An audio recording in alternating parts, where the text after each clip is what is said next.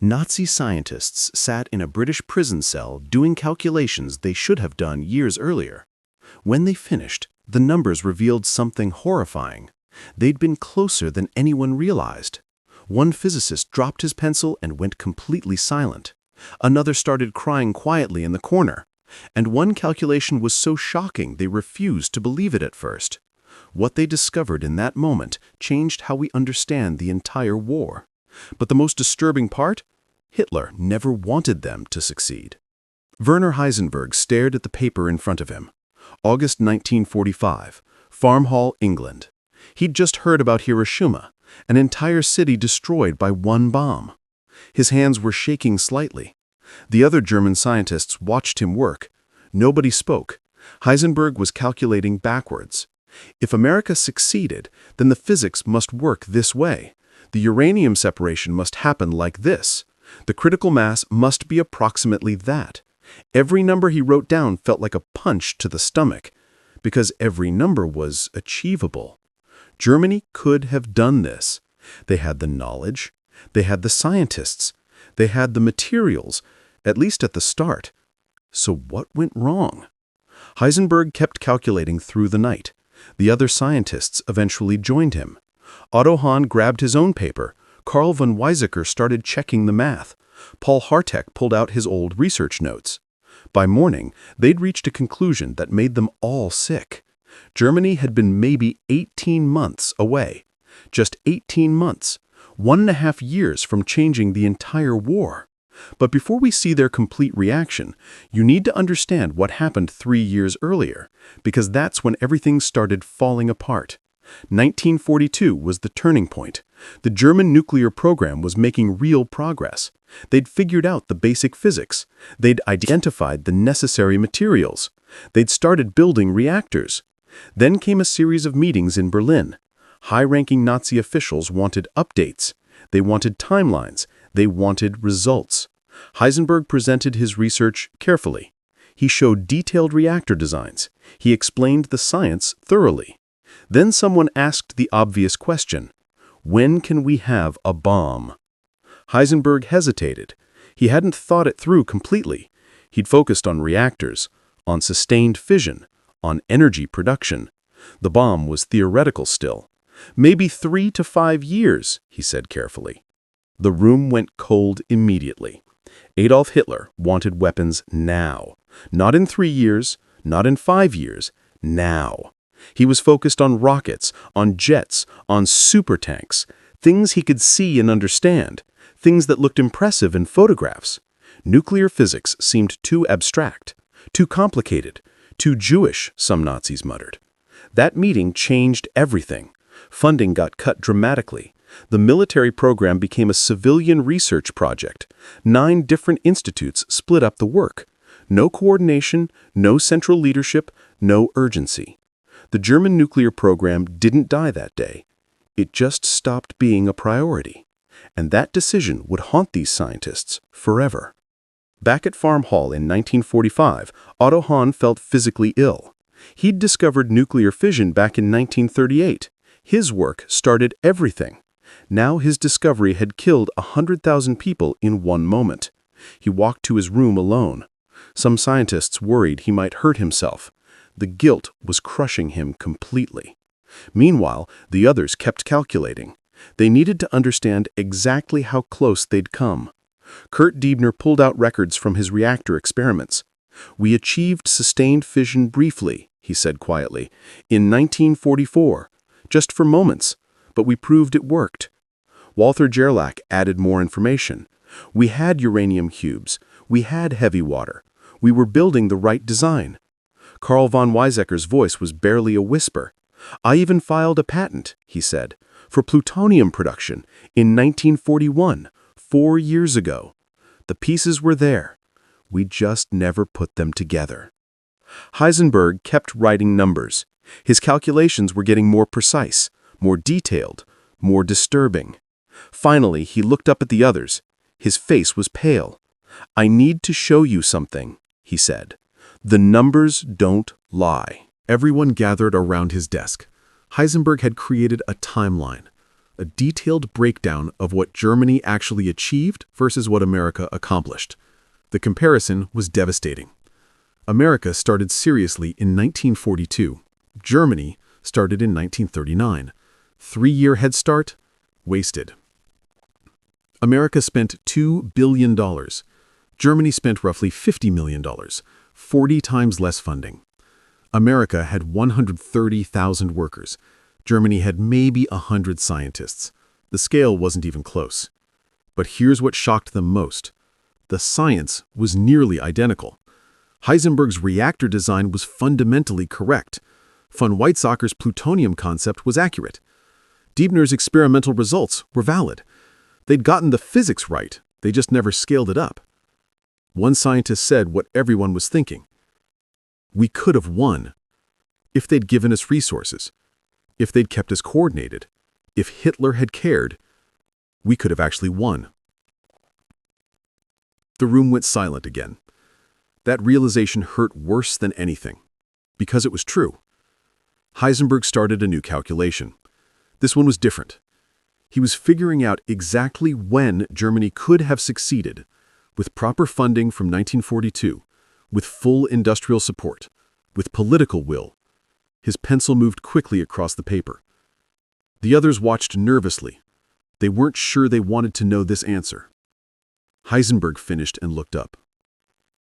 Late 1943, he announced quietly. Maybe early 1944. We could have had a working bomb. Before D-Day, before the Allied invasion, before Germany's defeat became inevitable. The implications hit everyone simultaneously. Germany with nuclear weapons in 1943 changes everything. The war continues differently. The world ends up different. History itself gets rewritten. Paul Hartek broke the silence. But we didn't, he said firmly. And maybe that's better. Several scientists nodded slowly. Others looked uncertain, because now came the hardest question. Did they fail on purpose, or did circumstances fail them?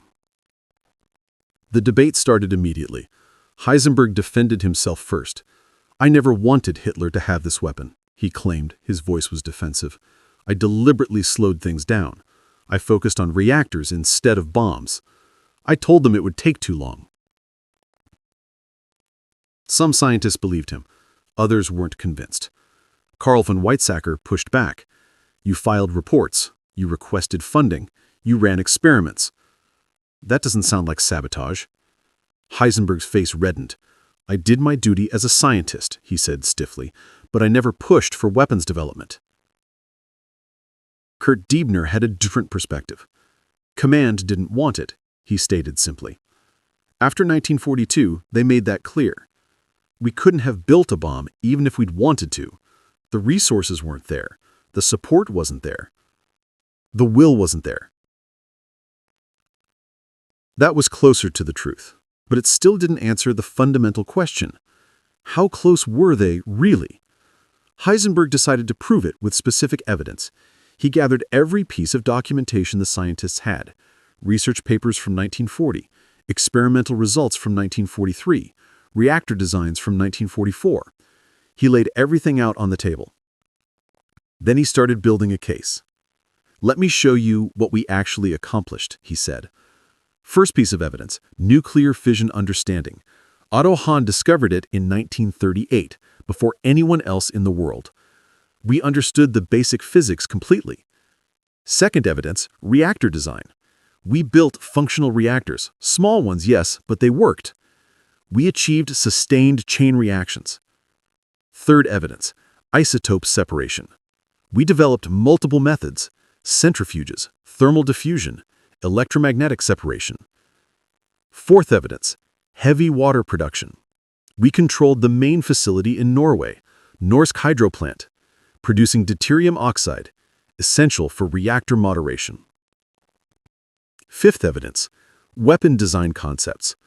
Von Weizsäcker's plutonium patent proved we understood the principle. We knew how to make material for bombs. The list kept growing. Every scientist added more evidence, more proof of how advanced they'd been. Paul Hartek mentioned his liquid uranium experiments. Walter Gerlach described the uranium cubes they'd manufactured. Kurt Diebner explained his successful reactor configurations. The picture became clearer and clearer.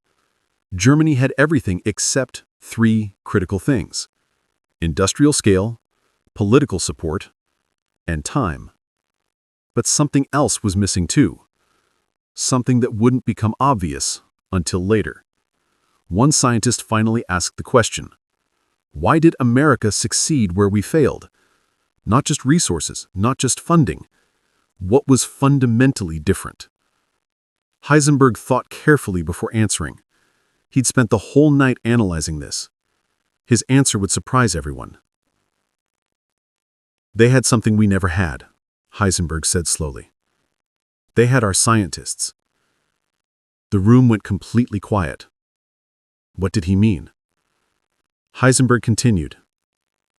Albert Einstein, Leo Szilard, Enrico Fermi, Niels Bohr, Edward Teller, Hans Bethe. Otto Hahn spoke up quietly. We educated them. We trained them. We published our research openly. Then, Hitler made them enemies. He drove them away. And they used everything we taught them against us. The irony was crushing. Germany's greatest scientists became America's secret weapon. The very people who could have won Germany the war were the people Hitler persecuted.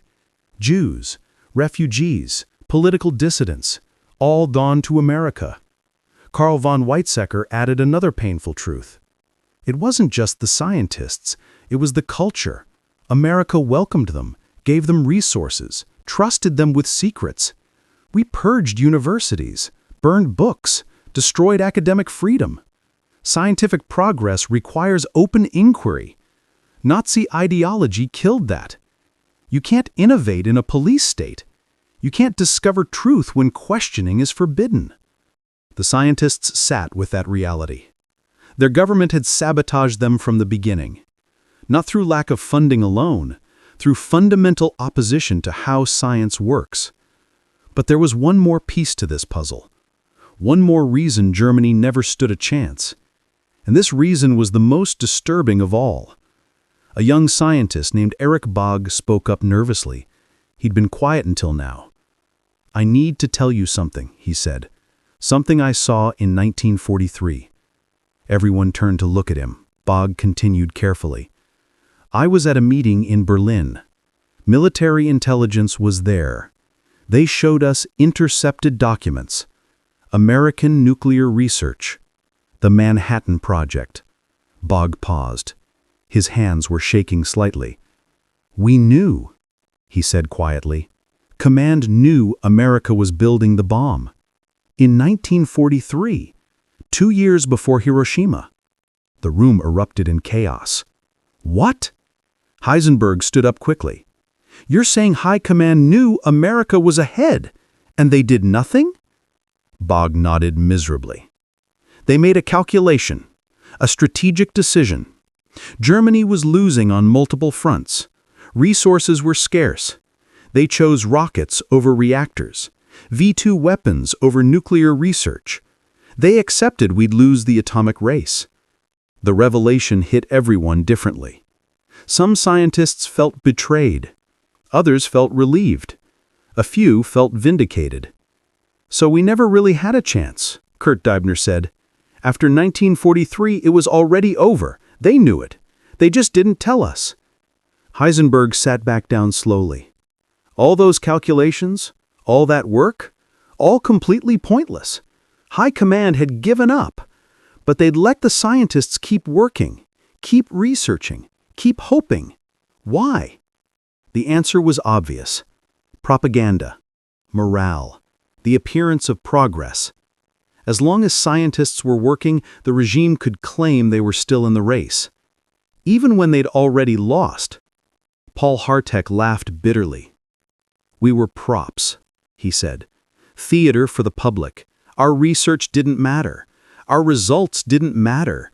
We were just there to make it look like Germany was still competitive. The British microphones recorded every word. Allied intelligence was learning more than they'd expected.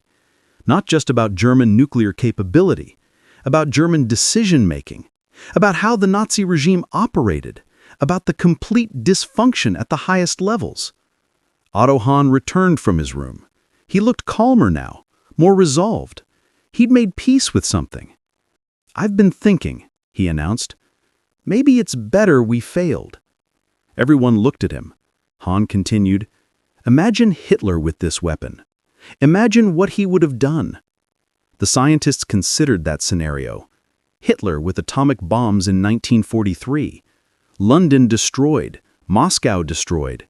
Maybe New York if the delivery systems worked. Millions dead instantly.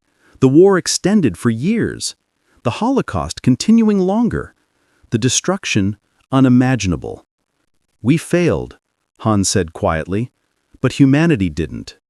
Our failure saved millions of lives." That perspective shifted something in the room. The guilt transformed into something different. Not pride exactly, but recognition. Sometimes losing is winning. Sometimes failure is success. Sometimes not achieving your goal is the best possible outcome. Heisenberg gathered his calculations together. All those numbers, all that evidence, all proof of how close they'd come. He looked at the papers for a long moment. Then he did something unexpected. He tore up the calculations. Every page, every number, every proof of how close they'd come. The other scientists watched in shock. "Heisenberg, what are you doing?" von Weizsäcker asked. He kept tearing, small pieces, smaller pieces. "This information is dangerous," he said calmly. "If it gets out, people will say we could have won. They'll say we were close. They'll miss the whole point." He dropped the torn papers on the floor. "We weren't close," he stated firmly. "We were never close, because closeness isn't just about science. It's about everything else. The politics, the culture, the values. We were infinitely far from success." The room understood. He was protecting the truth by destroying the evidence. The numbers would make people focus on the wrong thing. On technical capability instead of fundamental impossibility. Paul Hartek started gathering the torn papers. He was going to throw them away, but then he stopped. He looked at Heisenberg carefully. "You're rewriting history," Hartek said. "That's dangerous too." Heisenberg nodded slowly. "I know. But some histories need rewriting. Some truths need protecting. If people think we almost won the atomic race, they'll learn the wrong lesson. They'll think we just needed more funding, more time, more luck. They won't understand the real reason." Walter Gerlach spoke up. "What is the real reason?" Heisenberg looked around the room at all his fellow scientists. Brilliant men. Accomplished researchers. Dedicated professionals. "The real reason," he said quietly, "is that evil cannot create. It can only destroy." The Nazi regime was built on destruction, on hatred, on violence. You cannot build the future's most advanced weapon with yesterday's most primitive thinking. Science requires collaboration. Nazis demanded competition. Science requires open inquiry. Nazis demanded obedience. Science requires diversity of thought. Nazis demanded conformity. We were doomed from the start. Not by lack of resources, by abundance of ideology. Otto Hahn stood up. He looked at each scientist individually. Then he said something that would define how they all remembered this moment. "We are not the scientists who almost gave Hitler the bomb," he stated clearly. "We are the scientists who proved that tyranny cannot compete with freedom. The Americans didn't just outspend us, they outthought us. They welcomed the minds we expelled. They trusted the people we persecuted. They built the future, while we clung to the past. That is the truth. That is what history must remember." The British microphones captured it all. Every word would be transcribed, analyzed, studied. Allied intelligence would use these recordings to understand something crucial. The German nuclear program didn't fail because of sabotage. It failed because of the system that created it. Years later, these recordings would be released publicly. Historians would debate their meaning endlessly. Did Heisenberg deliberately slow the program? Did the scientists resist building the bomb? The recording suggests something more complex. They tried. They failed. Then they convinced themselves the failure was inevitable, maybe even intentional. That narrative was easier to accept, easier to live with, easier to defend. But one thing was undeniably clear. When Nazi scientists calculated how close they'd been, they discovered something unexpected. Not that they almost succeeded, but that success was never really possible. The calculations showed technical capability, but technical capability means nothing without the right conditions, and Nazi Germany was the wrong condition for scientific achievement. Let me connect all the pieces together. Werner Heisenberg tore up his calculations to protect a larger truth. Otto Hahn transformed his guilt into wisdom about evil's limitations. Carl von Weizsäcker recognized that persecution kills innovation. Kurt Diebner understood that political support matters more than scientific brilliance. Paul Hartek learned that sometimes asking questions is more important than finding answers. These scientists faced their failure honestly. They calculated exactly how close they'd come. 18 months, maybe less. With proper support. With right conditions. With different leadership. But those conditions never existed. Could never exist under Nazi rule. The regime that gave them laboratories also guaranteed their failure. The ideology that funded their research also poisoned their work. The government that demanded results also made results impossible. Their final words at Farm Hall revealed something profound, not technical secrets, not weapon designs, but a fundamental truth about science and society. Progress requires freedom. Innovation requires diversity. Discovery requires questioning. Tyranny offers none of these. So tyranny cannot win scientific races. No matter how smart its scientists, no matter how dedicated its researchers, the system itself guarantees defeat. When Germany's top nuclear scientists calculated their proximity to the atomic bomb, they discovered they'd never been close at all. The measurements were wrong. The metrics were inadequate. Distance cannot be measured in months or resources alone. Sometimes the gap is unbridgeable, not because of capability, but because of character. The character of the nation, the character of the leadership, the character of the moment. Nazi Germany lacked the character necessary for atomic success. That was the real calculation. That was the true distance. That is what the scientists learned in that prison bar.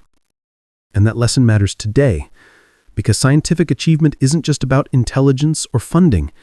It's about the society that nurtures it, the values that guide it, the freedom that enables it.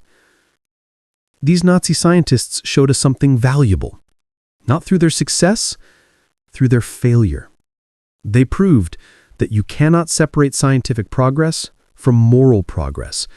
You cannot advance technology while regressing humanity.